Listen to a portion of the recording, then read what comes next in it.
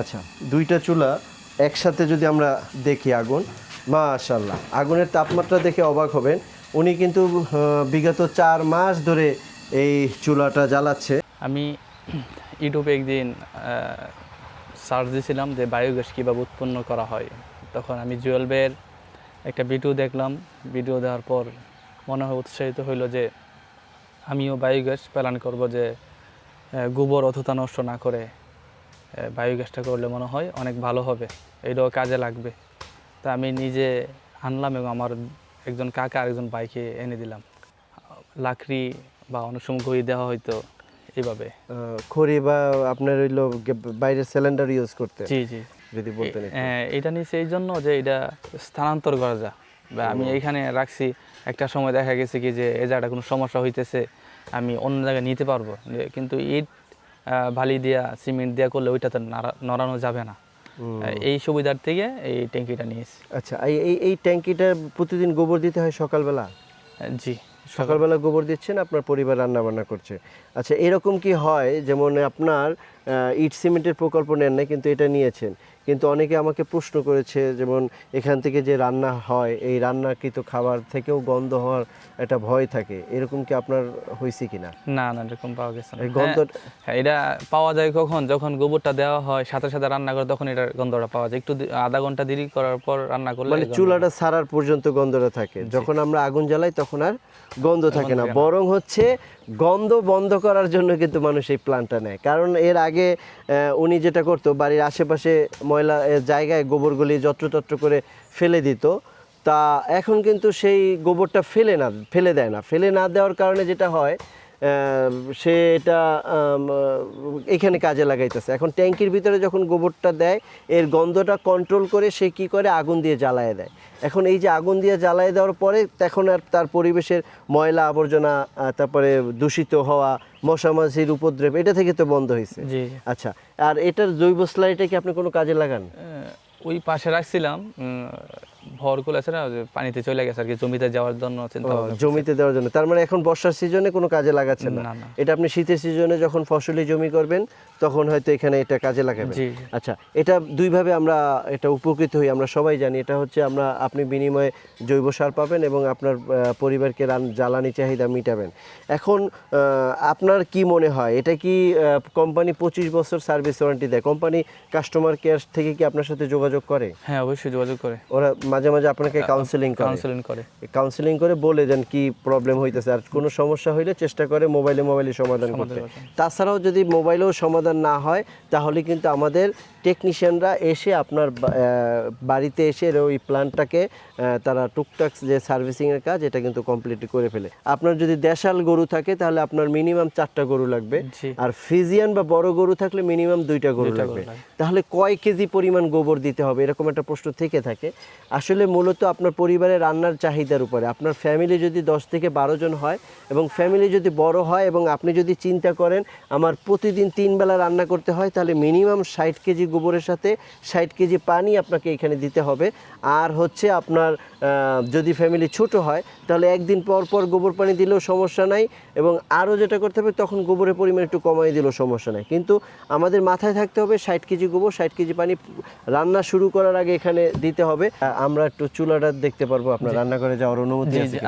আচ্ছা, আমরা একটু তার রান্নাঘরে যাব, কারণ হলো ভাই যেহেতু আজকে এখনও রান্নাবান্না শুরু করে নাই, তো রান্নাবান্না করতে গিয়ে আমরা দেখব আসলে সে তার চুলাটা আগের মতো জ্বলতেছে কিনা এবং চুলার প্রেশারটা কেমন। কিন্তু অনেক সময় চুলার প্রেশারটা অনেক দিন, দীর্ঘ 6 মাস 7 মাস ব্যবহার করলে চুলার প্রেশারটা অনেক সময় কমে যায়।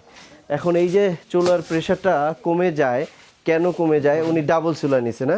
জি, মিটারে কিন্তু এখন দেখাচ্ছে 100 প্লাস, মানে মোটামুটি একবেলা রান্নার উপযোগী গ্যাস এখানে আছে। হ্যাঁ, তাহলে এখন চুলাটা দেখে। আচ্ছা, আগুনের তাপমাত্রাটা কেমন?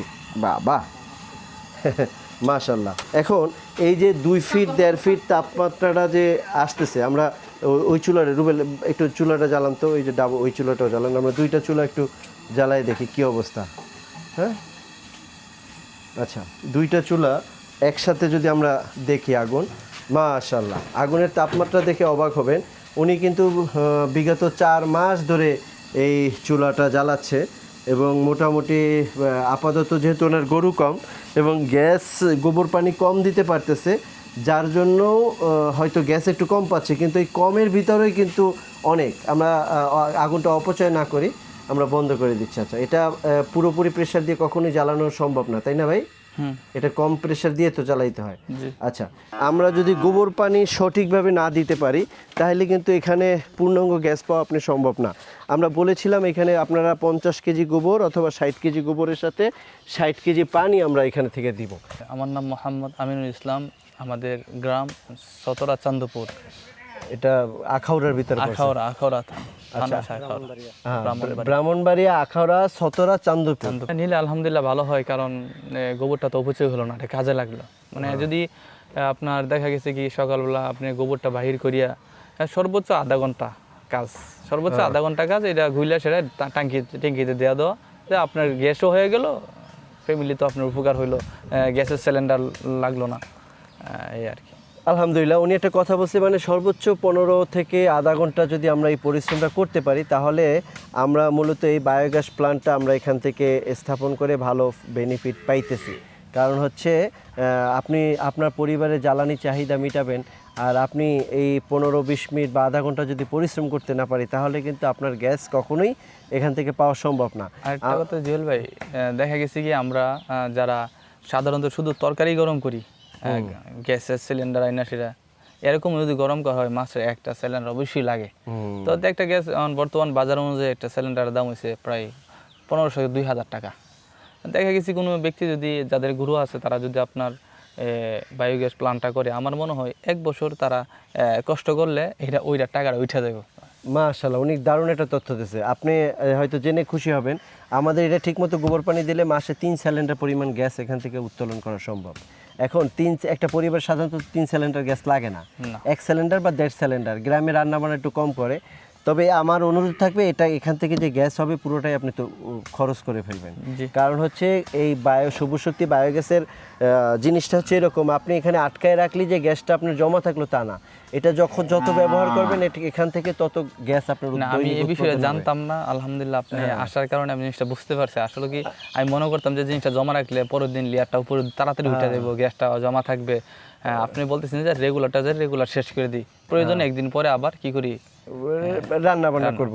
এখন সমস্যা হইতেছে আমরা এই যে বায়োগ্যাস প্ল্যান্টটা আমরা কেন ব্যবহার করি মূলত আমরা কিন্তু এই যে ভাইয়ের আগে একটা বিষয় জানতো না, আমরা কিন্তু আজকে টেকনিশিয়ান নিয়ে হাজির হয়ে গেছি। কারণ হচ্ছে এই টুকটাক প্রবলেম আমি কিন্তু যে কোনো সময় যে কারো প্ল্যান্টটা বসে আমি কিন্তু চেষ্টা করি আমার প্রত্যেকটা কাস্টমারের কাছে চলে যাওয়ার জন্য, এবং হয়তো সাথে সাথে যেতে পারি না, টেকনিশিয়ান আগে গিয়ে ফিটিং করে বসাই দিয়ে আসে, বুঝাই দিয়ে আসে।